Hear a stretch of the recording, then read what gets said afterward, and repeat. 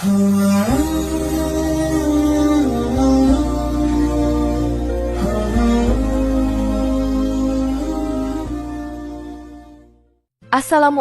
warahmatullahi wabarakatuh.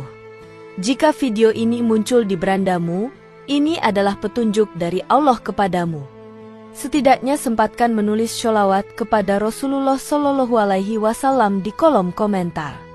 Insya Allah bisa menjadi bukti kecintaan kita untuk mendapat syafaat kelak di akhirat. Dan saya ucapkan banyak terima kasih kepada para sahabatku semua yang telah like, komentar, dan subscribe channel ini. Saya doakan, semoga tetap dalam keadaan sehat walafiat dan selalu diberikan rezeki yang berlimpah oleh Allah Subhanahu wa Ta'ala. Amin ya Rabbal Alamin. Saudara-saudaraku yang dirahmati Allah, dalam perjalanan hidup seorang hamba, ujian adalah bagian yang tidak terpisahkan dari bentuk kasih sayang Allah. Ujian tidak selalu berarti murka, melainkan terkadang menjadi sarana penyucian, peningkatan derajat, serta bentuk tarbiyah dari Allah agar hambanya semakin dekat kepadanya. Tidak ada satupun manusia yang luput dari ujian, termasuk para nabi yang merupakan makhluk pilihan Allah. Bahkan, ujian mereka jauh lebih berat dibanding manusia biasa, karena kedudukan mereka yang istimewa di sisi Allah. Salah satu contoh ujian luar biasa dalam sejarah para nabi adalah kisah Nabi Ayub alaihissalam. Beliau adalah seorang nabi yang dikenal sangat taat, bersabar, dan penuh keikhlasan dalam menerima takdir Allah. Kisah hidupnya menjadi teladan abadi bagi umat manusia dalam menghadapi cobaan dan penyakit. Dalam masa ujian panjangnya, Nabi Ayub tidak pernah mengeluh ataupun berburuk sangka kepada Allah, bahkan semakin mendekatkan diri kepadanya melalui zikir dan doa yang tulus. Kisah Nabi Ayub juga menunjukkan bahwa setan akan selalu mencari celah untuk menggoyahkan iman manusia, terlebih lagi ketika mereka berada dalam kondisi lemah secara fisik maupun mental. Namun, seorang mukmin yang sejati akan mampu bertahan dan menang dari segala tipu daya setan dengan bersandar penuh kepada Allah. Zikir dan doa menjadi perisai utama dalam menghadapi cobaan hidup. Dan dalam kisah Nabi Ayub, terdapat satu doa agung yang diabadikan dalam Al-Quran sebagai penawar segala penyakit dan penderitaan. Doa ini bukan sekadar ungkapan lisan, tetapi pancaran keimanan dan keyakinan seorang hamba kepada Tuhannya. Saudara-saudaraku yang dirahmati Allah, Nabi Ayub alaihissalam adalah sosok nabi yang dikenal karena kesabarannya yang luar biasa dalam menghadapi ujian hidup. Sebelum cobaan datang, beliau hidup dalam keadaan penuh kenikmatan dan keberkahan. Ia memiliki kekayaan yang besar, keluarga yang banyak dan harmonis, tanah yang subur, dan tubuh yang sehat serta kuat. Kehidupan beliau tampak sempurna di mata manusia. Namun, Allah Subhanahu wa Ta'ala memiliki rencana lain yang lebih tinggi nilainya, yaitu ingin menunjukkan kepada manusia betapa besar kekuatan iman dan sabar dari seorang hambanya yang terpilih. Godaan setan datang karena rasa dengki terhadap keimanan dan keteguhan hati Nabi Ayub. Setan menyangka bahwa ketaatan dan ibadah Nabi Ayub hanyalah akibat dari kelimpahan nikmat yang ia miliki. Maka setan menyatakan bahwa jika semua nikmat itu dicabut, Ayub akan berpaling dari Tuhannya dan menjadi orang yang kufur. Maka Allah izinkan setan untuk menguji Nabi Ayub dengan satu syarat, jangan mencelakai jiwanya. Ini menunjukkan bahwa semua ujian yang datang hakikatnya adalah atas izin Allah dan dalam kendalinya. Musibah pertama yang datang adalah hilangnya harta benda Nabi Ayub. Hewan ternaknya mati, ladangnya rusak, dan kekayaan yang dulu melimpah menjadi lenyap. Tidak berhenti di situ, anak-anaknya satu persatu wafat dalam berbagai musibah. Ia dan istrinya kemudian tinggal dalam kesederhanaan yang sangat jauh dari keadaan semula. Tetapi semua itu tidak menggoyahkan keimanannya sedikit pun. Ia tetap bersyukur, tetap sholat, dan tetap beribadah seperti biasa, bahkan dengan semangat yang lebih besar. Setelah kehilangan harta dan keluarga, Nabi Ayub diuji dengan penyakit yang sangat parah. Penyakit itu menyerang seluruh tubuhnya, menyebabkan luka-luka dan borok yang mengeluarkan bau tak sedap. Kulit beliau rusak, tubuhnya lemah, dan orang-orang yang dulu menghormatinya mulai menjauhi. Ia ditinggalkan oleh masyarakatnya, dikucilkan dari lingkungannya, bahkan dijauhi oleh sebagian kerabatnya sendiri. Yang tersisa hanyalah sang istri yang setia mendampingi dan merawatnya dengan penuh cinta dan ketabahan. Penyakit yang diderita Nabi Ayub berlangsung selama bertahun-tahun. Dikatakan bahwa ujian ini berlangsung hingga 20 tahun lamanya.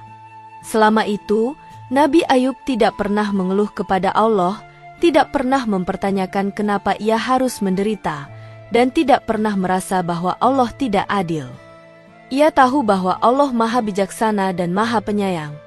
Ia terus berzikir, terus berdoa, dan terus menjaga kesucian hatinya dari rasa putus asa. Dalam masa sakit itu, Setan kembali datang, kali ini dengan cara yang lebih halus. Ia membisikkan keraguan, rasa kesal, dan mendorong Nabi Ayub untuk merasa bahwa hidupnya sia-sia.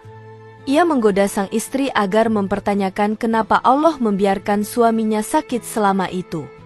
Bahkan setan mencoba memanfaatkan penderitaan itu untuk menciptakan keretakan antara Nabi Ayub dan istrinya, namun semua usaha itu gagal.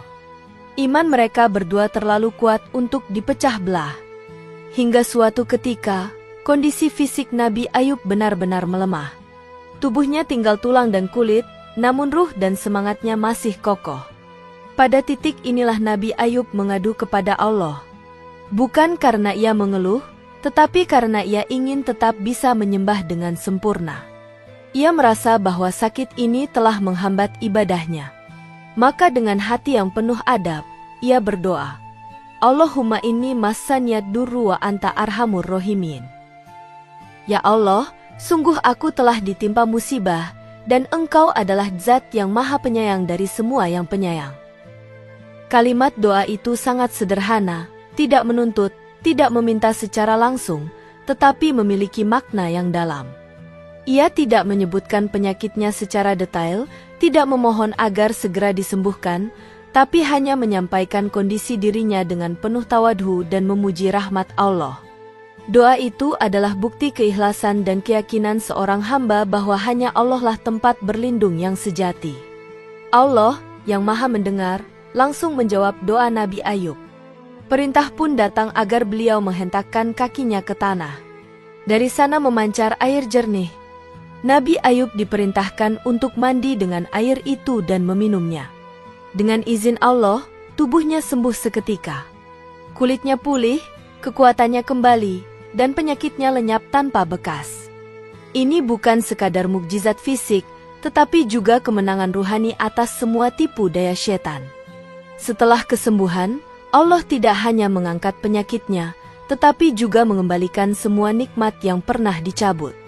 Harta kembali datang, anak-anaknya dikembalikan atau diganti dengan yang lebih baik, dan namanya harum di tengah masyarakat. Allah bahkan memberikan lebih banyak nikmat dari sebelumnya sebagai bentuk penghormatan atas kesabaran dan keikhlasannya. Saudara-saudaraku yang dirahmati Allah, zikir yang diucapkan Nabi Ayub menjadi salah satu bentuk doa paling ringkas namun mengandung makna yang sangat luas.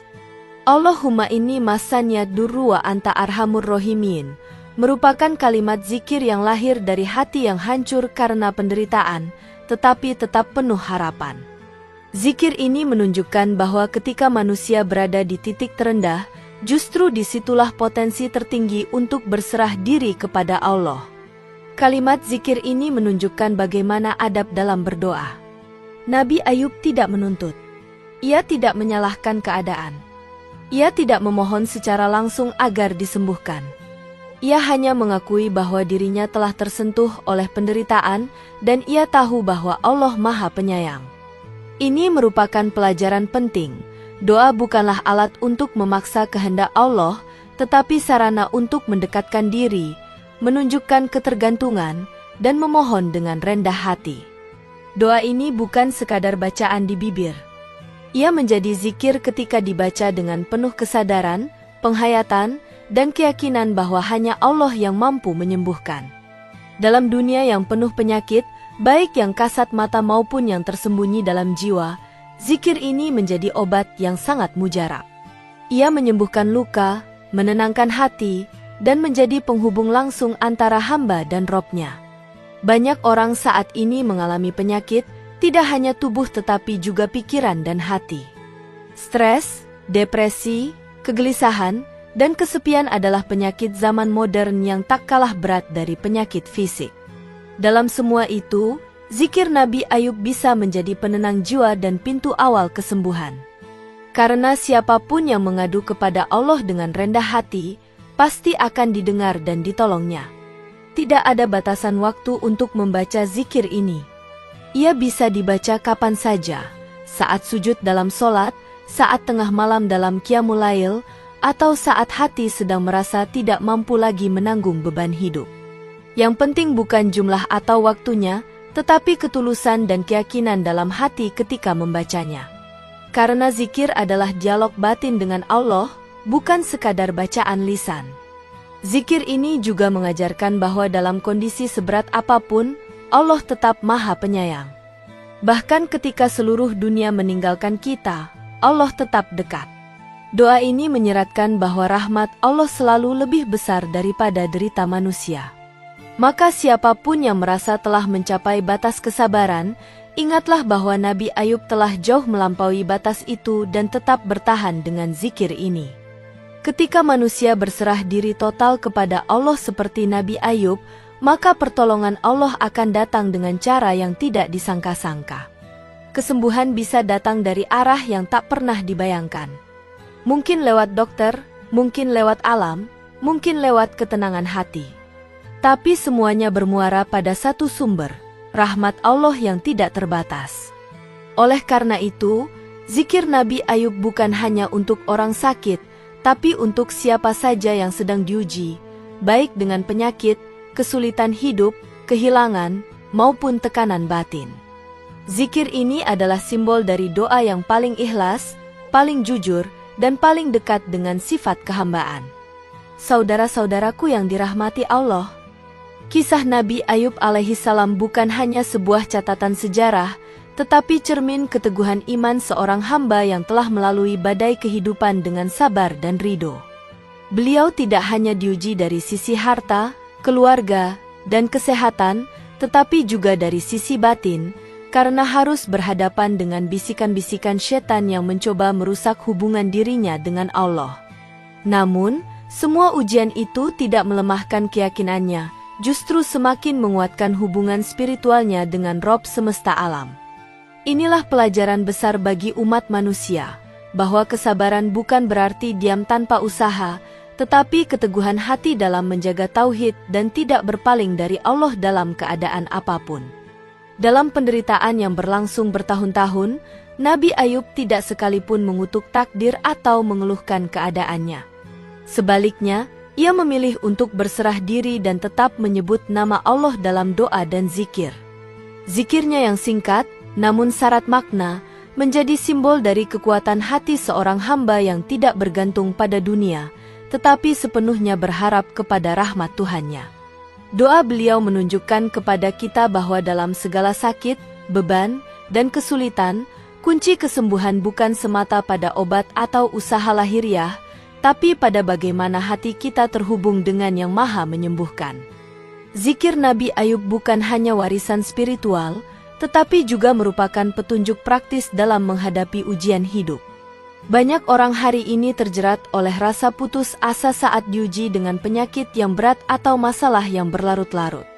Padahal, di balik semua itu, ada rahasia besar yang hanya bisa dibuka dengan ketenangan jiwa dan ketulusan doa.